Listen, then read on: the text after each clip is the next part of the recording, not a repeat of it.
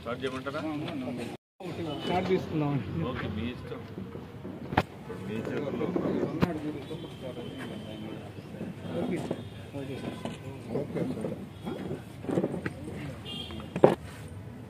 ఈరోజు ఈ యొక్క నరసరావు చిలకలూరుపేట రూరల్కి సంబంధించి పసుమరు గ్రామంలో మీ అందరికి తెలుసు ఎలగాల హనుమాయమ్మ పసుమరులో ఉంటుంది.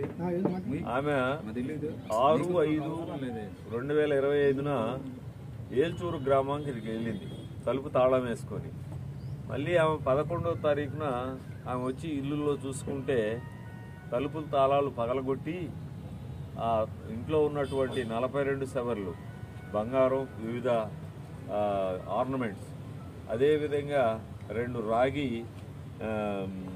ఈ కాగులు, 3 రాగి చెంబులు, ఇంకా ఇత్తడి, ఈ ప్రాపర్టీ మొత్తం కూడా 1,90,000.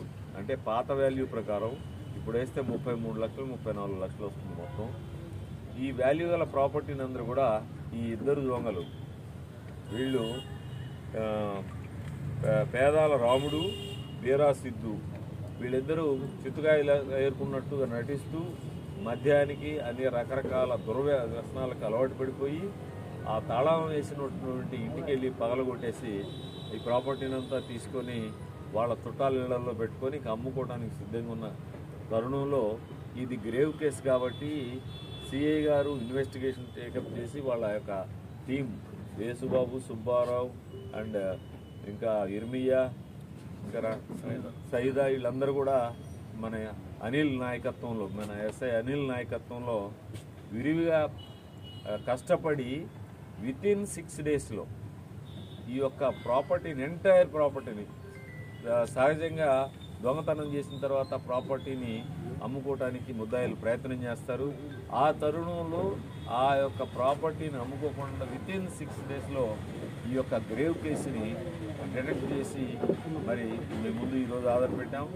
ఇది క్రెడిట్ గోస్ టు చిలకలూరుపేట సర్కిల్కి, అది నరసరావుపేట సబ్ డివిజన్కి, వీళ్ళందరికీ కూడా సిఐ నాయకత్వంలో పనిచేసిన ఎస్ఐకి, ఏఎస్ఐలు, ఇంకా స్టాఫ్ మొత్తానికి కూడా రివార్డ్ రోల్కి మేము రివార్డుకి పంపిస్తున్నాం. ఆల్రెడీ ఎస్పీ గారు రివార్డు ఇద్దామని చెప్పారు. తర్వాత మన ఈ యొక్క పల్నాడు ఎస్పీ కె శ్రీనివాసరావు గారి ఆధ్వర్యంలో, నరసరావుపేట డిఎస్సీ గారి సూపర్విజన్లో ఈ యొక్క సిఐఎస్ఐస్ అండ్ సిబ్బంది పనిచేశారు. వీళ్ళందరికీ కూడా రివార్డులకి రికమెండ్ చేస్తాం. ఇంత మంచిగా బహుశా నాకు తెలిసిందంటే చిలకలూరుపేటలో ఏదైనా అఫెన్స్ జరిగినా మొత్తం మీద వితిన్ 7 days 6 daysలో పడతాం. లేదనుకుంటే ఇంకొక 1 month అయినా ప్రాపర్టీ రికవరీ 90% పనిచేసి ఈ యొక్క సొత్తు పోయినటువంటి ఈ యొక్క అర్జీదారులకు అందజేస్తూ ఉన్నాం. మరి మీరు కూడా ఎప్పటికప్పుడు రకరకాల సూచనలు ఇస్తూ ఉన్నందుకు మనము కావాలి. Thank you.